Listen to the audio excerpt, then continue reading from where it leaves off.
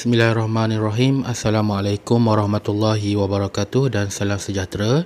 Jadi hari ini kita akan masuk bab 11, pengenalan set, buku teks muka surat 248. Okay, dan kita juga akan bincangkan beberapa latih diri yang ada dalam buku teks ni.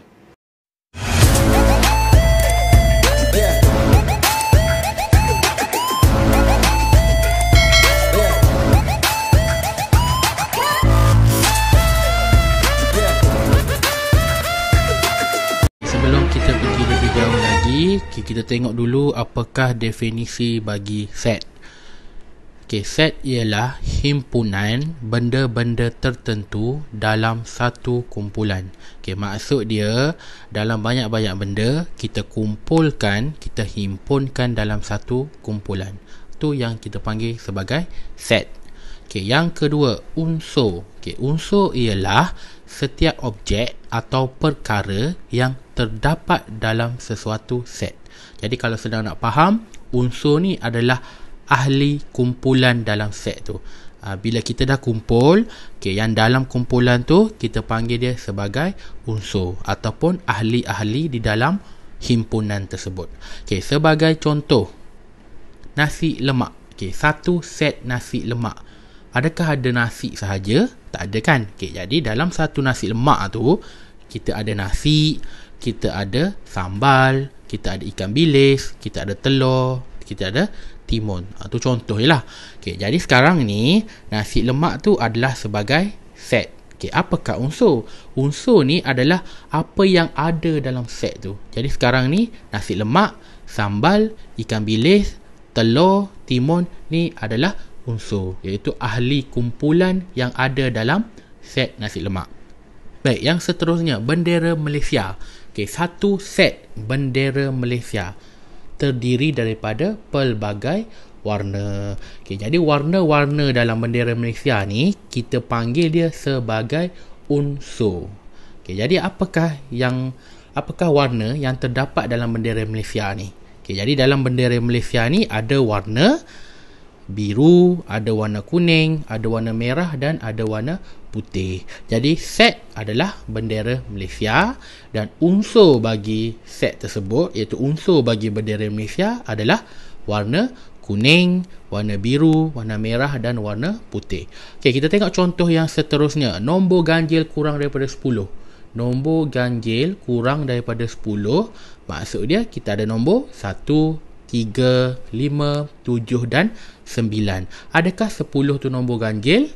10 bukan nombor ganjil, 10 nombor genap.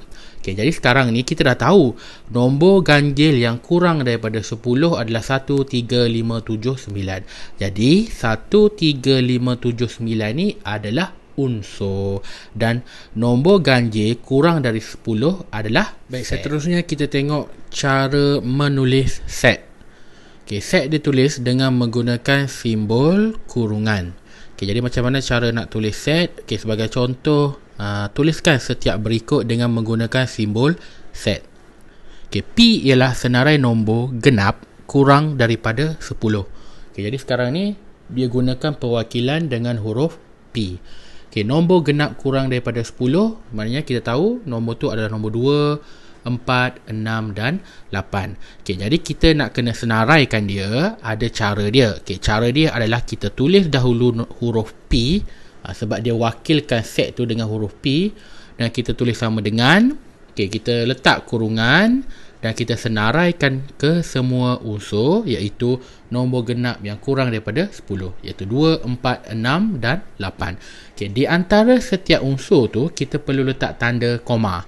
Kita tulis 2, lepas 2, koma, lepas koma, 4, lepas 4, koma, dan seterusnya. Bila dah habis kita senaraikan setiap unsur, kita tutup balik kurungan. Ini adalah cara nak tulis set. Baik, kita tengok contoh yang kedua. Y ialah faktor bagi 30. Dia guna perwakilan dengan huruf Y. Tak ada masalah. Jadi faktor bagi 30 kita dah pernah belajar dahulu dalam bab 2. Jadi kita senaraikan dahulu faktor 30. Dah selesai faktor 30 kita dah cari, maka kita senaraikan dia. Okay, Y sama dengan, buka dulu kurungan, maka kita senaraikanlah semua faktor 1, 2, 3, 5, 6, 10, 15 dan 30. Jadi ini adalah unsur bagi faktor 30. Bila kita dah senaraikan, maka kita tutup balik kurungan. Baik, seterusnya kita tengok tajuk set kosong. Okay, set kosong. Apa maksud kosong? Kosong ni maksud dia tak ada apa-apa. Okay, jadi set kosong ialah set yang tidak mempunyai sebarang unsur. Maksud dia set ni tak ada unsur, tak ada ahli kumpulan dalam set ni. Okay, jadi macam mana contoh dia? Okay, set kosong ni sebelum tu, okay, set kosong ditulis dengan menggunakan simbol kosong yang dipangkah, kosong yang disilang, ataupun kita guna tanda buka kurungan dan tutup kurungan, dan dalam tu tak ada sebarang unsur. Tu maksud dia set kosong. Maksud dia tak ada unsur dalam set tu. Okay, sebagai contoh, M ialah senarai bulan yang mempunyai 32 hari. Okay, M ialah senarai bulan yang mempunyai 32 hari. Jadi sekarang ni bulan apakah yang ada 32 hari daripada Januari sehingga Disember? Maka tak ada kan bulan yang ada 32 hari. Jadi maknanya boleh tak kita senaraikan set M ni? Maknanya kita tak boleh senaraikan set M, sebab tak ada pun bulan daripada Januari hingga Disember yang ada 32 hari. Paling banyak pun 31 hari. Jadi sekarang ni M ni ada ahli kumpulan tak? Maka M ni tak ada ahli kumpulan, tak ada unsur. Jadi macam mana kita nak senarai?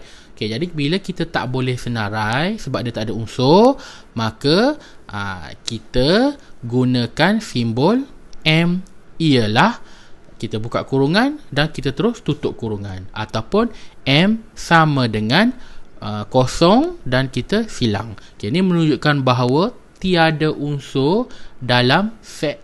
Baik, seterusnya kita nak tengok unsur dan bukan unsur dalam satu set. Okay, apa maksud unsur? Unsur ialah objek atau perkara yang terdapat dalam sesuatu set yang memenuhi syarat set tersebut. Maksud dia unsur ni adalah ahli kumpulan dalam set lah. Okay, bukan unsur ni maksud dia adalah objek atau perkara yang tidak terdapat dalam sesuatu set dan tidak memenuhi syarat set tersebut. Okay, kalau kita nak senang faham, unsur ni adalah ahli kumpulan, dan bukan unsur ni maksud dia bukan ahli kumpulan. Maksud dia tak ada dalam set tu. Jadi kita panggil dia sebagai bukan unsur. Okay, simbol unsur kita gunakan simbol yang seakan-akan huruf E, dan untuk bukan unsur kita gunakan simbol sama juga tapi ada palang. Okay, kita tengok contoh. Diberi P ialah nombor perdana. Okay, P ialah nombor perdana dan X berada di antara 0 hingga 20. Okay, kalau kita tengok balik yang ni, simbol ni, tata cara simbol ni kita dah pernah belajar dekat ketaksamaan linear. Okay, ni membawa maksud kosong ni termasuk sekali dalam nilai X dan 20 termasuk sekali dalam nilai X. Jadi maknanya X ni berada di antara 0 sehingga 20. Okay, jadi kamu kena tengok balik lah bab ketaksamaan linear untuk simbol ni. Okay, seterusnya P ialah nombor perdana. Okay, maknanya nombor perdana yang berada di antara 0 hingga 20. Okay, kamu dah pernah belajar nombor perdana. Okay, nombor perdana ni ialah nombor yang dia tak boleh bahagi dengan sifir lain. Dia hanya boleh dibahagi dengan diri sendiri atau satu sahaja. Okay, jadi P ialah, okay, kita letak buka kurungan. Okay, kita senaraikan semua nombor perdana 2, 3, 5, 7, 11, 13, 17 dan 19. Okey, seterusnya lengkapkan setiap yang berikut dengan menggunakan simbol unsur atau simbol bukan unsur. Okey, jadi kita tengok balik. Yang pertama A, 5. Okey, Okay, adakah 5 terdapat dalam set P? Okay, so sekarang kita nampak 5 ada dalam set P. Maka 5 ni adalah unsur bagi set P. Jadi disebabkan dia ada dalam kumpulan P ni, maka kita letak simbol unsur. Okay, seterusnya soalan B, 8. Adakah 8 terdapat dalam senarai set P? Okay, 8 tak ada. Maka 8 ni bukan ahli kumpulan P. Jadi disebabkan dia bukan ahli kumpulan, okay, maka kita anggap dia sebagai bukan unsur. Kalau bukan unsur, kita buat dulu simbol unsur dan kita palang. Okay, seterusnya 19. Okay, 19 ada dalam set P. Maka 19 ni adalah merupakan unsur bagi P. Okay, dan yang terakhir 1 tidak ada dalam senarai nombor perdana ni. Maka 1 ni adalah bukan unsur. Jadi bukan unsur, kita letak palang. Kita nak tengok macam mana cara untuk kita tentukan bilangan unsur dalam satu set. Okay, bilangan unsur dalam satu set boleh diwakilkan dengan tata tanda yang berikut. Okay, N ni merujuk kepada simbol untuk bilangan. Okay, huruf P yang berada dalam kurungan ni ialah sebarang huruf yang mewakili set. Dan tanda tanya ni pula, okay, merujuk kepada bilangan unsur dalam set, yang mana kita kena kira lah. Okay, kita tengok satu contoh. Okay, tentukan bilangan unsur dalam setiap set yang berikut. Okay, dia guna huruf J. Okay, set J ni ialah huruf dalam perkataan September. Okay, huruf dalam perkataan September. Okay, kalau kita tengok balik, J ni, okay, ada huruf S, E, P, T, M, B dan R. Okay, walaupun E ni ada lebih daripada satu, kita hanya tulis satu sahaja. Okay, yang seterusnya, kalau kita tengok, semua huruf ni ada sebanyak 7 jenis huruf. Okay, jadi macam mana cara untuk kita tulis bilangan set? Okay, cara tulis dia N dalam kurungan huruf J, sebab set ni diwakilkan dengan huruf J, dan bilangan huruf tadi ada sebanyak 7. Okay, maka ni adalah cara untuk menulis bilangan unsur bagi set J.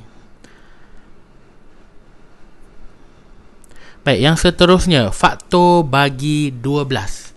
Okay, faktor bagi 12 kita kena senaraikan dahulu. Okay, apakah faktor bagi 12? Okay, 1 darab 12, 2 darab 6, 3 darab 4. Okay, maka set bagi Q ialah 1, 2, 3, 4, 6 dan 12. Ini adalah senarai unsur bagi set Q. Okay, macam mana cara kita nak tulis bilangan unsur? Kalau kita tengok kat sini, kita ada sebanyak 1, 2, 3, 4, 5, 6. Terdapat 6 unsur di dalam set Q. Jadi cara menulis bilangan unsur, N mewakili bilangan unsur. Okay, dia guna huruf Q. Okay, silap huruf Q. Dan bilangan dia ada sebanyak 6. Okay, jadi ini adalah tata cara untuk menulis bilangan unsur bagi set Q. Baik, seterusnya kita nak tengok kesamaan set ataupun set sama.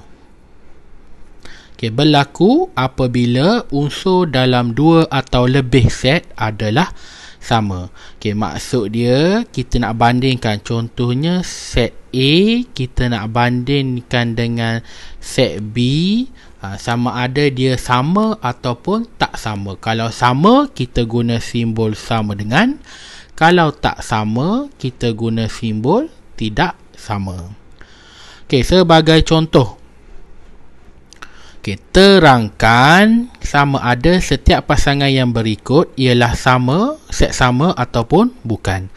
Okey, set P, huruf vokal dalam perkataan sekolah. Okey, huruf vokal dalam perkataan sekolah.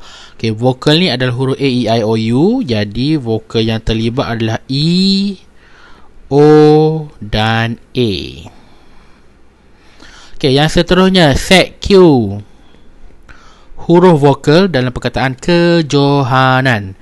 Okey, jadi kejohanan, so vokal yang terlibat E, O dan A.